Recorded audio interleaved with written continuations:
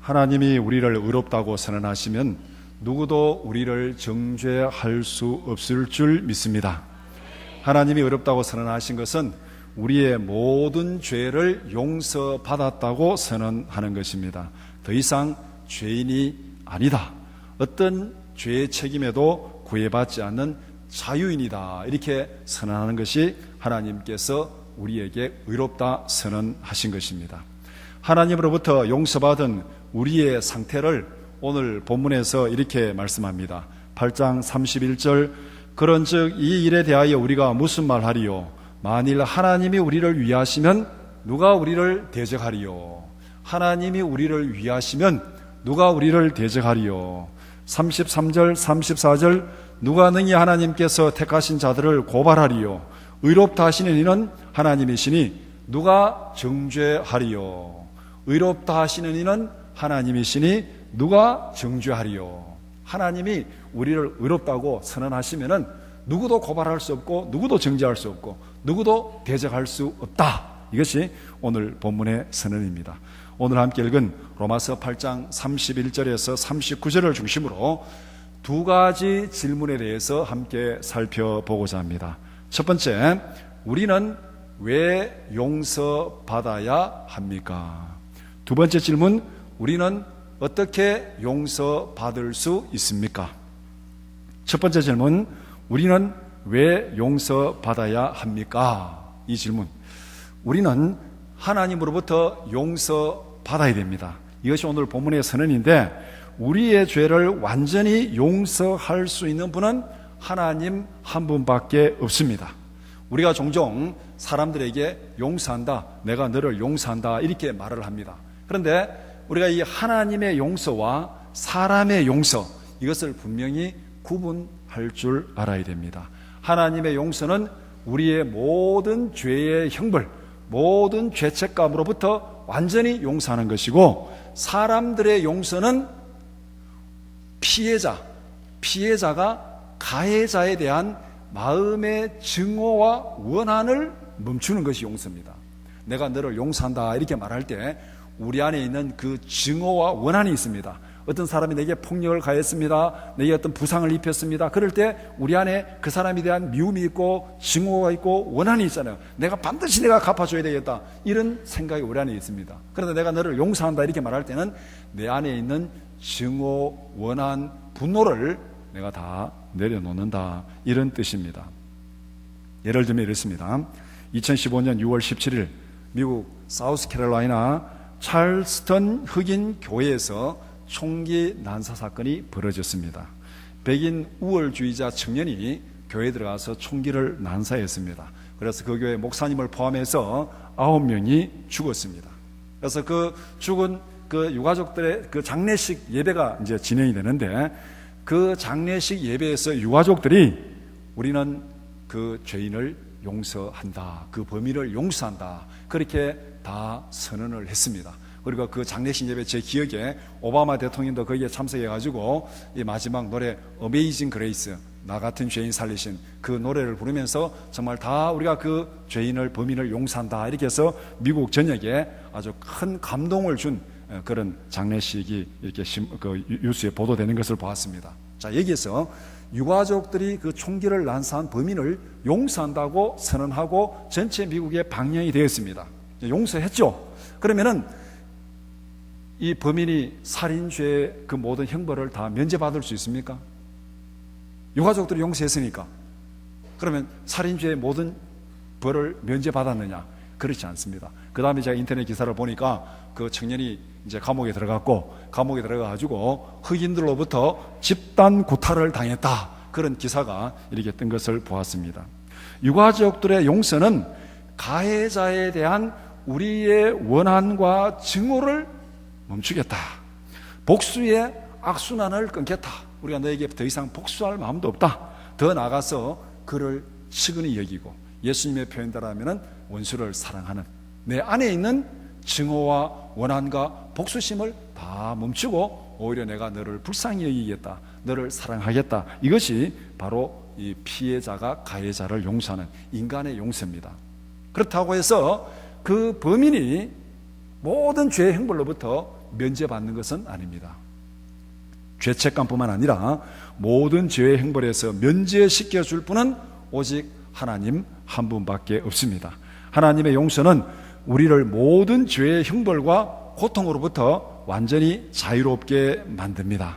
그렇다면 왜 우리는 하나님으로부터 용서받아야 됩니까? 이 질문에 우리는 두 가지 이유를 말할 수 있습니다. 첫 번째, 우리는 잘못한 일이 있기 때문에 용서받아야 됩니다.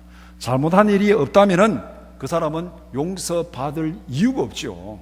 용서받는다는 것은 뭔가 잘못했기 때문에 용서받는 거예요. 그래서 용서라는 말은 사전에 찾아보면은 지은 죄나 잘못한 일에 대하여 벌하지 아니하고 덮어주는 것, 지은 죄나 잘못한 일에 대해서 벌하지 아니하고 덮어주는 것, 이것을 다른 말로 말하면 사면한다, 그런 얘기로 말하고 있습니다. 그러면은 우리가 하나님 앞에 잘못한 것이 있고 지은 죄가 있습니다. 그렇기 때문에 우리는 하나님 앞에 용서받아야 됩니다. 그러면 우리가 무엇을 어떻게 잘못했습니까?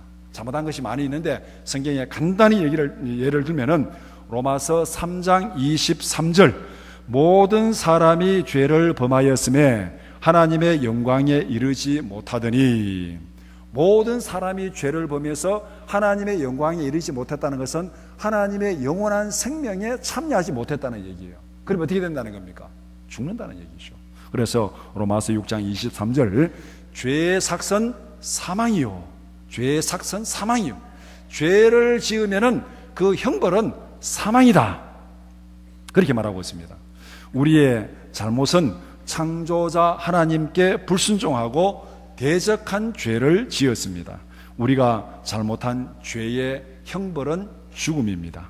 죄를 용서받지 않고서는 죽음의 형벌에서 벗어날 사람은 아무도 없습니다. 이것이 우리가 용서받아야 할 첫 번째 이유입니다.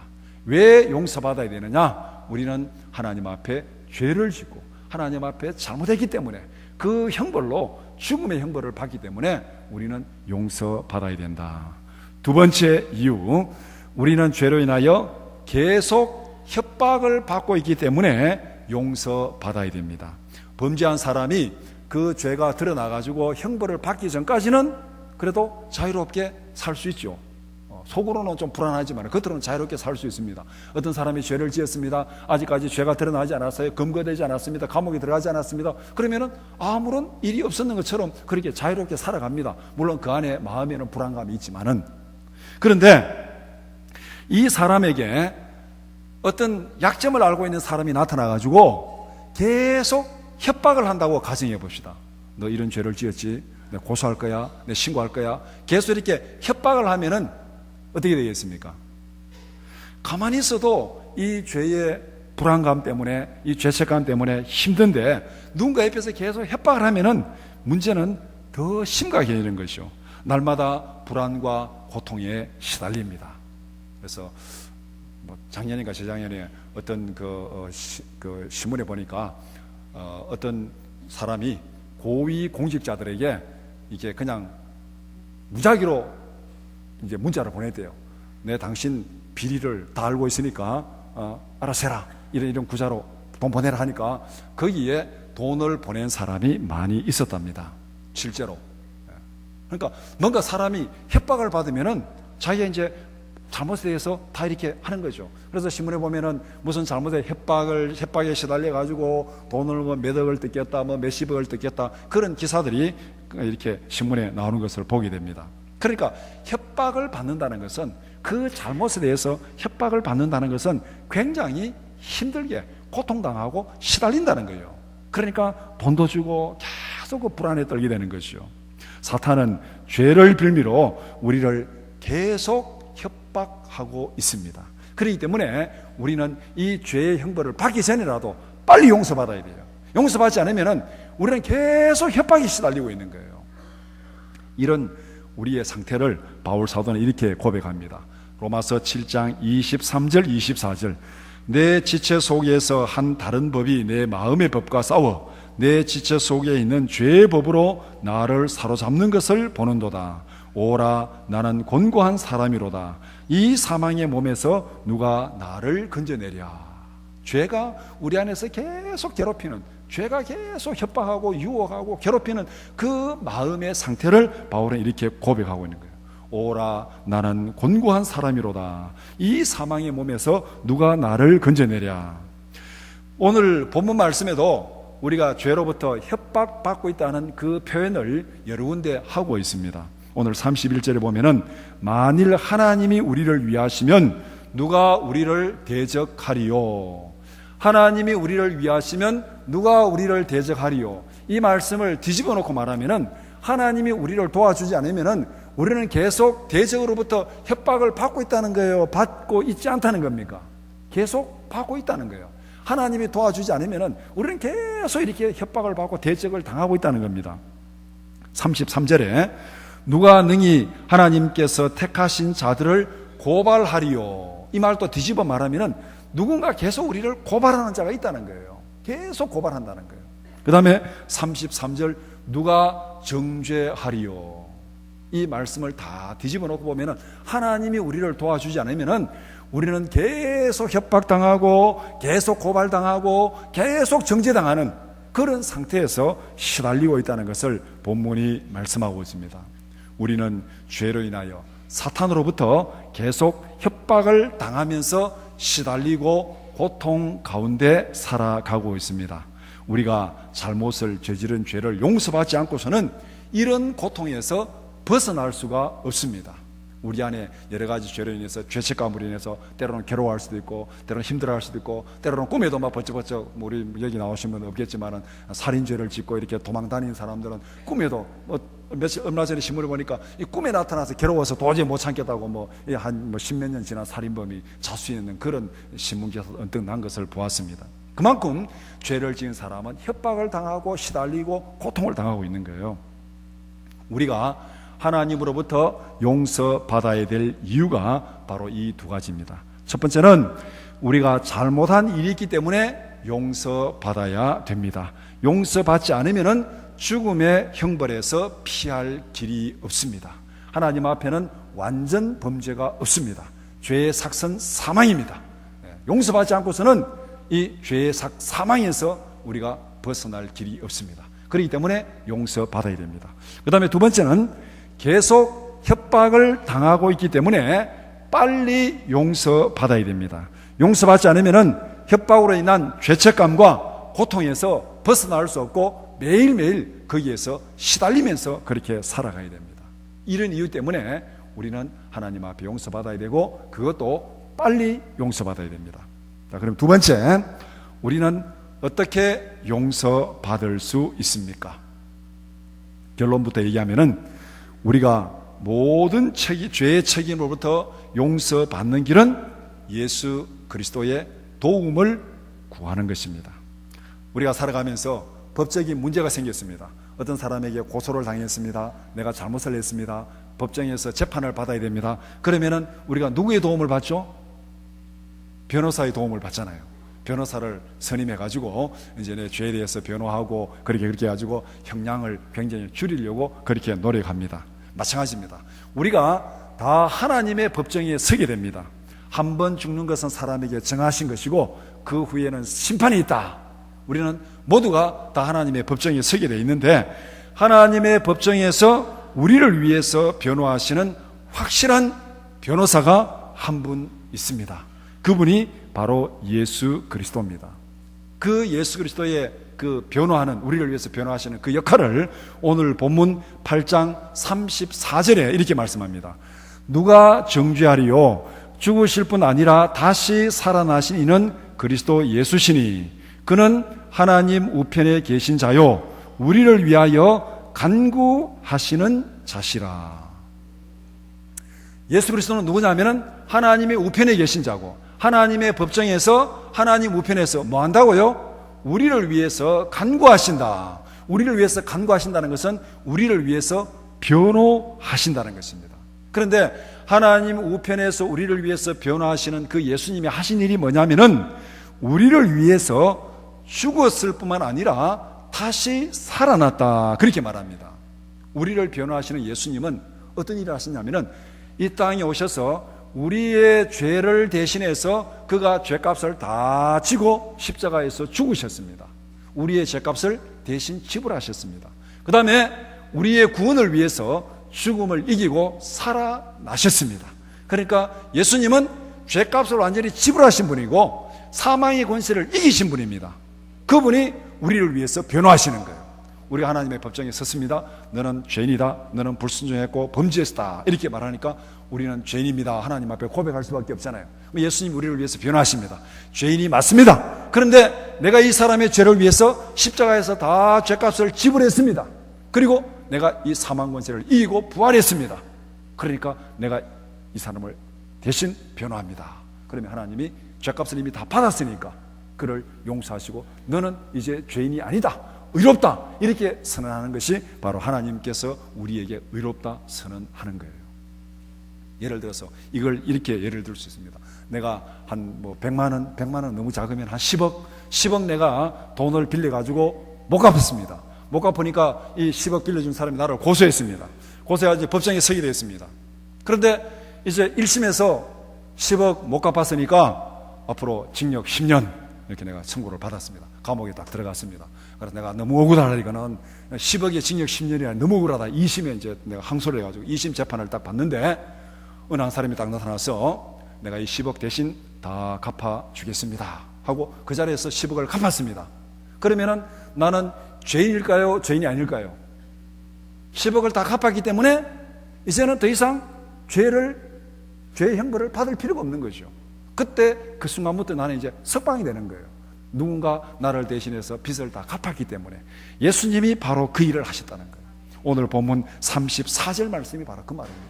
죄의 삭은 사망이다. 우리의 죄를 위해서 예수님이 대신 죽으셨습니다. 그리고 부활하셨습니다. 그 예수님이 하나님 보좌 우편에서 우리를 위해서 변호하십니다. 그러니까 우리는 죄사함 받고 구원 받은 줄 믿습니다.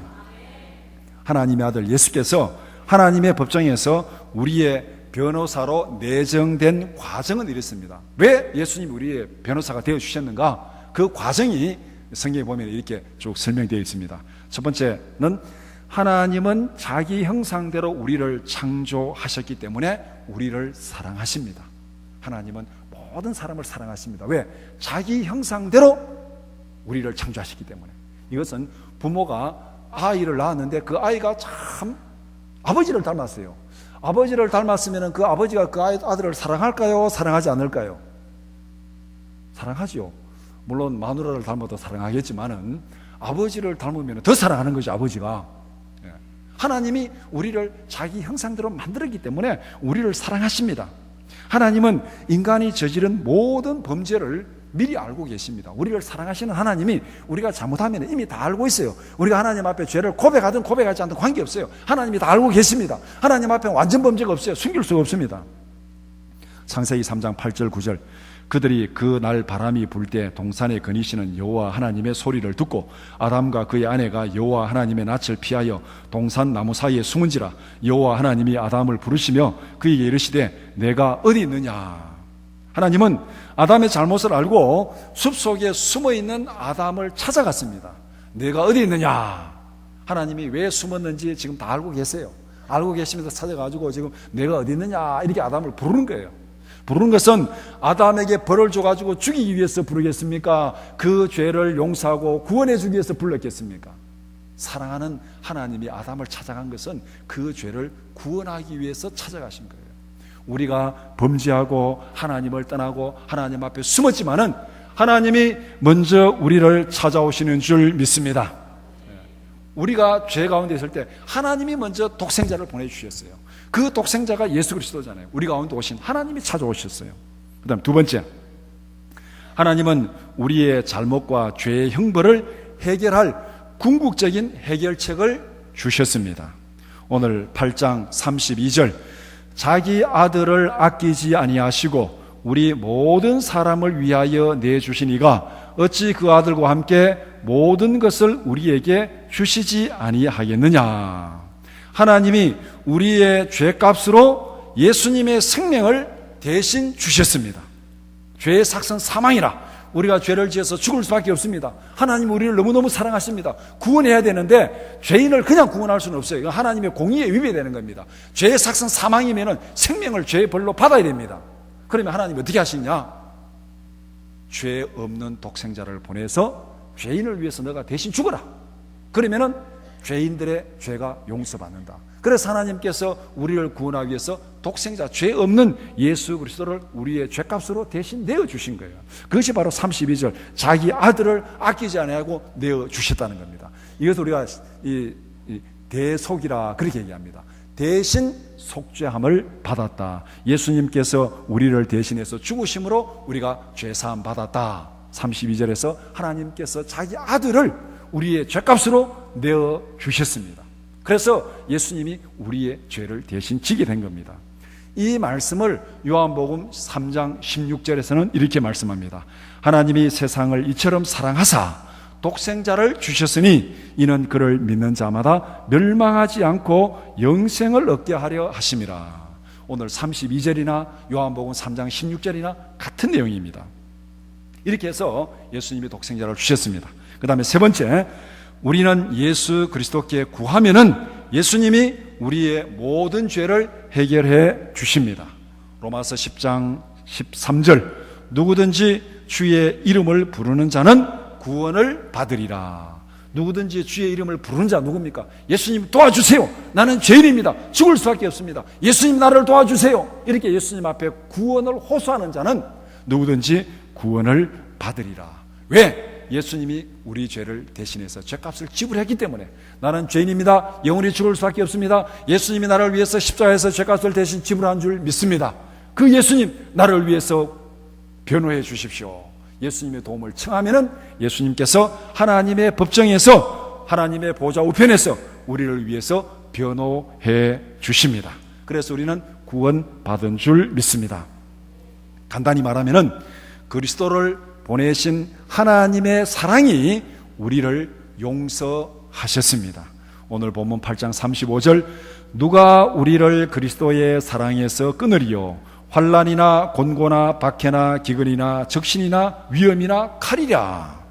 37절 그러나 이 모든 일에 우리를 사랑하시는 이로 말미암아 우리가 넉넉히 이기느니라.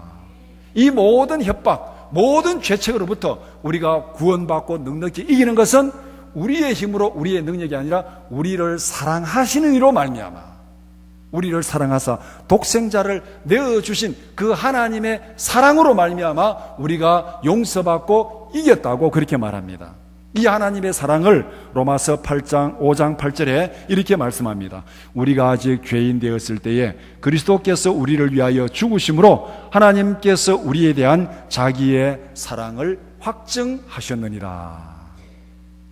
하나님의 사랑이 우리를 모든 죄에서 용서해 주셨기 때문에 우리는 죄로부터 완전히 자유하게 된 줄 믿습니다.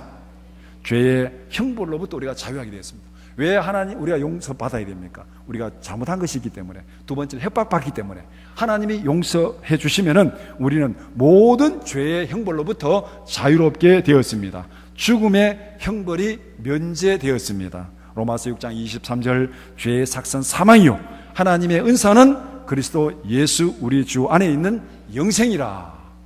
죄의 형벌은 사망이지만은 예수 그리스도 안에 있는 자에게는 형벌이 면제되고 영생이 주어진다. 형벌로부터 완전히 용서받았습니다. 두 번째는 사탄의 모든 협박으로부터 완전히 자유롭게 되었습니다. 사탄의 협박이 더 이상 통하지 않습니다. 사탄의 협박에 시달릴 이유가 전혀 없습니다. 왜?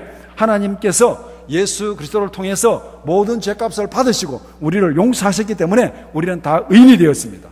이제는 더 이상 사탄이 우리를 위협하고 협박할 수 없다는 거예요. 이 내용을 오늘 보면 38절 39절 이렇게 말씀합니다.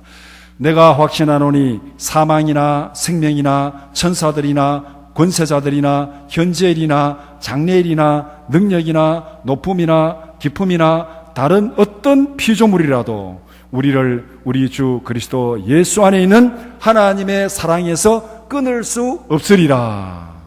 이것보다가 더 확실한 선언이 어디에 있겠습니까?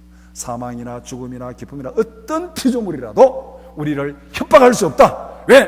독생자를 주신 하나님의 사랑이 우리를 용서했기 때문에 우리는 더 이상 협박받을 이유도 없고 죄의 형벌에 빠질 이유도 없다. 그것을 분명히 선포하십니다. 예수 안에서 우리는 모든 죄로부터 완전히 구원받았습니다. 로마서 7장에서 오라 나는 공고한 사람이라 이 사망의 몸에서 누가 나를 구원하라 이렇게 탄식한 바울이 이 예수 안에서 구원받은 이 기쁨을 어떻게 선언하느냐 하면은 로마서 8장 1절 2절 그러므로 이제 그리스도 예수 안에 있는 자에게는 결코 정죄함이 없나니 이는 그리스도 예수 안에 있는 생명의 성령의 법이 죄와 사망의 법에서 너를 해방하였습니다. 그리스도 밖에 있는 자는 죄와 사망의 법에 얽매여 가지고 떨고 불안해하고 영원한 형벌을 받을 수밖에 없습니다. 그러나 그리스도 예수 안에 있는 자에게는 생명의 성령의 법이 우리를 모든 죄의 형벌과 죄의 협박으로부터 완전히 구원하여 주신 줄 믿습니다. 이 사실을 확실히 믿으시기 바랍니다. 이것이 성경이 선포하는, 오늘 본문이 선포하는 하나님의 구원입니다. 말씀을 정리해 봅시다. 우리는 반드시 하나님으로부터 용서받아야 됩니다. 용서받아야 될 이유가 두 가지입니다. 첫 번째는 우리가 잘못했기 때문에 용서받아야 됩니다. 용서받지 못하면 죽음의 형벌에서 면제받을 수가 없습니다. 두 번째는 우리의 잘못을 인하여 계속 사탄이 협박하기 때문에, 사탄의 협박에 시달리기 때문에 우리는 빨리 용서받아야 됩니다. 그러면 어떻게 용서받을 수 있습니까? 예수님의 도움을 구하면 됩니다.